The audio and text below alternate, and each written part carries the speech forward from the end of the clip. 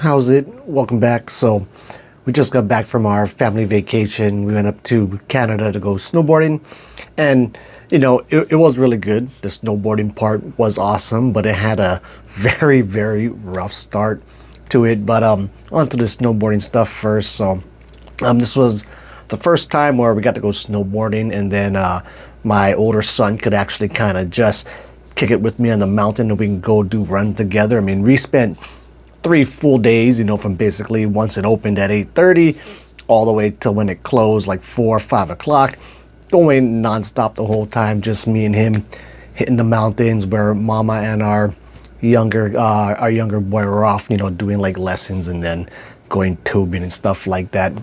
But it was really cool. It just was awesome to just get the time to spend that much time with my older boy. So this is like the third time he's gone snowboarding. But like the first time he went, he was just he was too young, obviously, first time trying it out. We were on the bunny slopes. He was doing some lessons, and then I took him up to a green, and we did one green run down together. But still, he was having a rough time with it. I mean, he was liking it, but he was definitely not ready to go off and do a blue or go up any real chairlift or anything like that. So then last year we went and we did a kind of like a joint trip where we went, and then my brother and his family went. So my brother, they have their kids his son is kind of close to the age of my boy, younger, but close enough to where they can go on the little like learning area and spend the day chilling, and then the wives would watch them, and then me and my brother can go crack the real parts of the mountain, right? And there was a couple runs there. I think we did do a blue. If not, we did like a pretty full-on major green with them. Went up a pretty legit chairlift, towards the end of the day when, we just would all meet up, crack a run together. So that was cool. But this time, it was just me and him from the get-go, being up in Whistler, a place that, neither of us or obviously have never been. Just, oh yeah, you want to do that run? We hit a blue, we hit a bunch of greens, and he kept bugging me, wanted to try and do a black, and I was like, man, I don't know about that. And anyway, eventually he convinces me to just keep asking, okay, fine, we'll just do this black. Hopefully it's not too crazy. And then it turned out to be really not crazy at all. It's mostly like just moguls and like trees and shit in the way. But we did that, super fun. So then we started like exploring, more blacks, but like, I don't know this mountain, so I just have to kind of hope that when we go that direction, it's not actually like a really legit crazy black diamond or whatever. We avoided the double black diamonds and, expert only signs on it. Okay, so we didn't do any of those, but so we're on this crazy ass chairlift. It's like one of the sketchiest chairlifts I've ever been on. My son was actually cool with it. He wasn't even tripping. I think I was tripping more. I wasn't showing it, but in my head I was like, oh fuck, this is nuts. We're super high. So we get off of that. We're at the very top peak of one of the mountains, and then we're coming around. We did this one awesome run that went from like the peak all the way down to the creek. So like a super long run all the way down to the very bottom.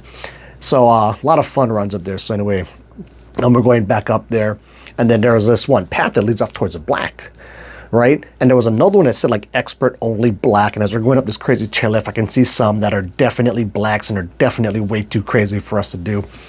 But okay, I want to try. So we're kind of going down this, and the path that leads to this black diamond, there's like kind of no turning back. Like you can't just, it's not like a black entry here and then like a green there. It's just like you go this way, you're stuck on that thing. And so we're coming around, it's looking pretty normal. I can see this kind of younger skier with like, some adults that he's cruising with. They're heading that way. So I'm like, okay, hopefully this isn't too nuts. And then we come around this turn, and it just goes like straight down. And like as we're getting there, I'm like, okay, wait, I'm kind of slowing down so he doesn't pass me as we get to it. I stop him. Okay, wait, let me look over this edge. I take off the bindings, I take off my board, look over the edge, and it was like fucking crazy steep, right? Or like if you messed up braking and you fell, you're screwed. You're gonna tumble down this whole thing. You won't be able to stop yourself. So we did back out of that one. I was like, nah, you know what? It's gonna be a long walk up this turn to get all the way back up to where it's safe. But we took off our board, walked back around. But yeah, so anyway, aside from that, we did a couple other blacks that, honestly weren't really truly even blacks, if you ask me, but it was a lot of fun. He did like, he tried to do some jumps, which is more like, as you're going through the trees, you can find these nice little, like, jumps and stuff to do. So he would just kind of go on there and like just jump and like pull his feet up off the ground, but, felt like he was jumping. So that was really fun. 3 days nonstop, basically. We ate like breakfast one day and then just never took a break the rest of the time. Then the other day we skipped breakfast and just took a little mini lunch break and went nonstop. And the thing is too, is that like he's only really good at breaking on his heels, right? He can't really do toe side. So like I know his quads were like killing him because he's just stuck in that one stance anytime he wants to slow down, really. But he worked out and it was super dope. So that was a good part of the trip. The bad part of this trip was the beginning. So we ended up missing our initial flight out. We're about 2 weeks before our trip, my son went on this camping thing at Camp Erdman with his classmates, like a 3-day thing with all his other fifth graders. Yeah, with all his other fifth graders and stuff there. And then he came back and, of course, he got sick because, it started passing the flu around. And it was the flu that he caught.